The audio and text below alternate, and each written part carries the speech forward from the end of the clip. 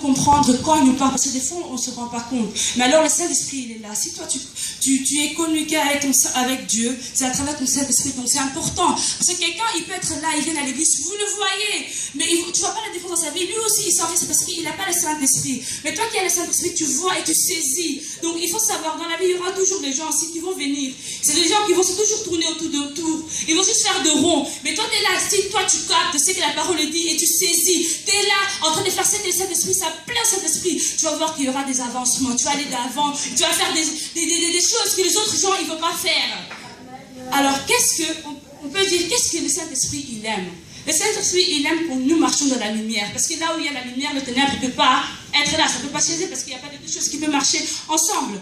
Alors, on doit aussi marcher avec la vérité. La vérité, c'est important parce que c'est Jésus lui-même qui dit que je suis le chemin, la vérité et Amen. Alors, et encore, on pourra dire qu'on doit demeurer en Jésus-Christ. C'est important de demeurer en Jésus-Christ. Nous devons vivre selon l'Esprit. Nous devons vivre selon... La Bible, il y a un passage que j'aimerais bien lire avec vous. Nous prenons nos Bibles dans 2 Corinthiens 6, 17.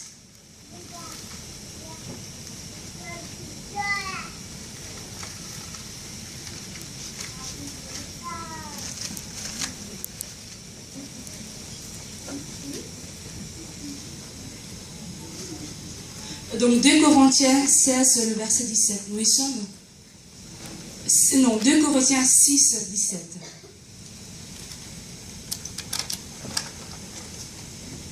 Alors, nous lisons.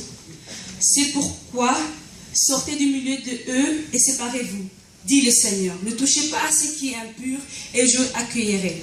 Quand je lisais ce passage, je me disais... Je dois sortir au milieu de eux. C'est souvent nos croyants, donc on se dit qu'on doit sortir au niveau de eux parce que sinon, c'est des gens qui sont impurs. Mais après, je me suis rendu compte et j'ai compris qu'on ne doit pas se séparer de eux.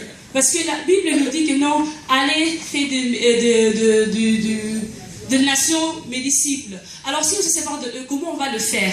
Alors je me suis rendu compte que non, on ne doit pas se séparer de eux, on doit se séparer des choses que eux ils font.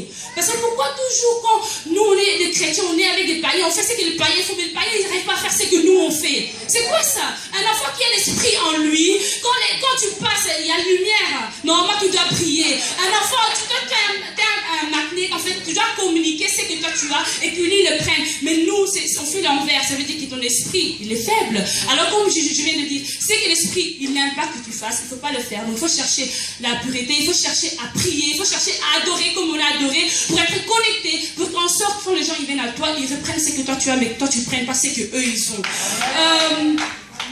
Ensuite, pour dire, comme je dis, on est le temple de Dieu. Et c'est vraiment par le Saint-Esprit vraiment que nous allons faire de bonnes choses. C'est par le Saint-Esprit que nous serons bénis. Parce que sans Saint-Esprit, nous sommes faibles. On est vraiment faibles. Parce que la Bible nous dit que c'est l'esprit qui est fort, mais la chair qui est faible. Alors il faut que notre esprit il domine sur chaque chose.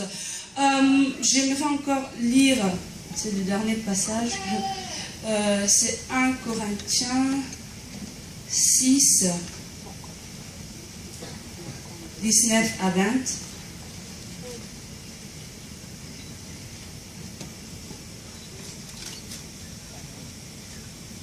Nous y sommes. Amen.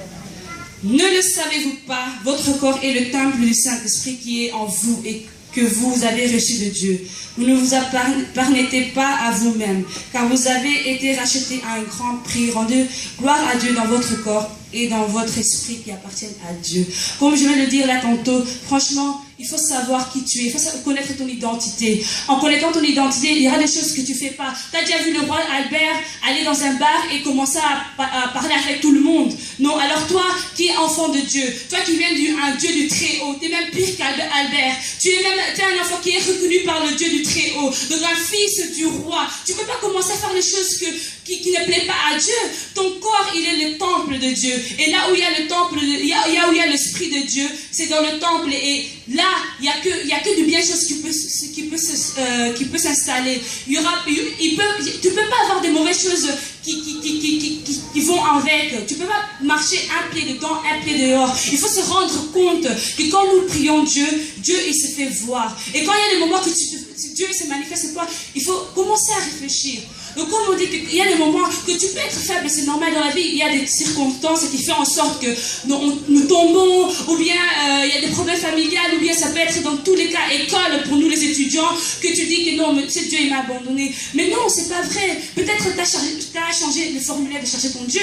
Peut-être ton premier formulaire était mieux que le deuxième, ou peut-être il faut changer de formulaire de chercher ton Dieu. Alors fais ça. Commence à réfléchir, repends-toi si c'est obligé, et cherche la sanctification, parce que c'est là qui fera que nous demeurerons dans la présence du Seigneur. C'est ça qui fera qu'on ira à l'avance, qu'il y aura des gens qui peuvent tomber de gauche, de droite, que nous ne serons pas atteints. Ça fera en sorte qu'il y a des amis qui peuvent...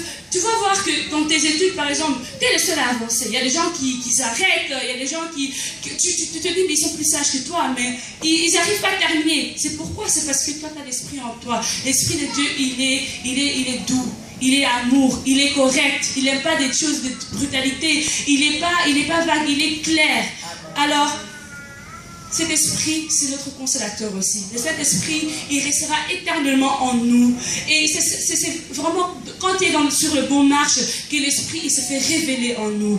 Alors, il a dit aussi, dans sa parole de Jean, je vais juste le prendre. Alors, si vous m'avez aimé, respectez mes commandements. Alors c'est ça, ce sont ces commandements qu'on doit respecter et montrer qu'on l'aime. Parce que le Dieu est l'amour. Si toi tu ne montres pas l'amour que tu as pour lui, mais il a montré son amour il y a 2000 ans passé sur la croix de Golgotha. Alors comment il peut savoir s'il y a le véritable amour? Cet amour aussi, tu vas les soigner avec le Saint-Esprit en priant, à se mettre à genoux, à chercher en Dieu dans toutes les sortes de faces, toute manière, tout instant, toute période, même si tu es dans la joie, si tu es dans la tristesse, il ne faut pas tout le temps se changer juste quand tu es dans la joie et quand tu es dans la tristesse, tu ne cherches pas. Ou bien quand tu es dans la tristesse, tu cherches ton Dieu et quand tu es dans la joie, tu ne le cherches pas. Parce que Dieu aussi, il se rend compte, hein, il est un Dieu omniprésent, omnipotent, donc il voit tout, il sait tout. Alors, sois connecté avec ton Dieu dans chaque moment. Quand tu vas à l'école, par exemple, on a le GSM par exemple maintenant, il y a l'ordinateur, il y a l'application de Bible, tu lis un passage, comme l'État ou bien les gens je peux dire, de soins, ils disent qu'il faut manger 5 fruits par jour. Pourquoi pas lire 5 versets par jour? Ça va nous aider à avancer, à connaître ce Dieu dans les profondeurs. Donc là, quand on aura des bas, on va savoir non, c'est juste une étape qu'on doit passer. Parce que tu sais que eux qui passent dans les moments difficiles, quand ils ressortiront, ils sortiront vraiment victorieux. Amen. Ils sortiront vraiment victorieux. Et vraiment, quand tu as des problèmes, vraiment, rends gloire à Dieu parce que il faut passer par l'épreuve pour sortir vraiment victorieux et sortir avec la gloire. Alors c'est ça que je voulais vous apporter cet après-midi. Pour conclure, je vais juste vous dire, accrochons-nous. Accrochons-nous parce que moi vraiment, j'ai vraiment dit que je commençais à connaître ce Dieu dans notre dimension et je l'ai vraiment connu encore plus profondément quand j'étais au Portugal. Parce que quand tu es seul éloigné de la famille, c'est facilement de tomber, hein, ou peut-être changer de chemin. Mais là, Dieu, il s'est révélé à moi, il m'a montré qu'il est avec moi. Il est avec moi, il est toujours avec moi. Donc si je le cherche, il va se faire voir. Alors il va se faire révéler dans ma vie. C'est la même chose avec nous, les jeunes. Nous voyons beaucoup de jeunes qui font des choses. Vraiment, ça fait mal au cœur. Il y a un jeune qui est mort ici parce qu'on a un point entre nous. C'est des choses qui ne sont pas normales.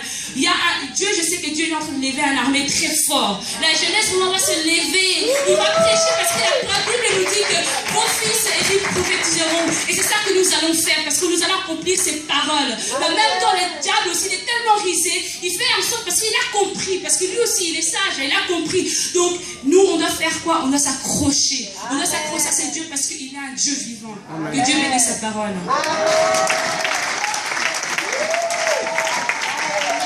Très fort pour notre bien-aimée sœur Luciana. Je vous dis, nous avons notre Joyce Meyer en Belgique. Acclamons très fort, très fort, très fort. C'est notre futur Joyce Meyer. Que Dieu te bénisse, Luciana. Alléluia. Gloire soit rendue au Seigneur. Alléluia. Je t'en prie, tu peux aller t'asseoir. Au nom du Seigneur Jésus. Amen. Ah, je suis très content et vraiment très fier de toi, Luciana. Alléluia. Et sans plus tarder, nous allons recevoir notre second orateur.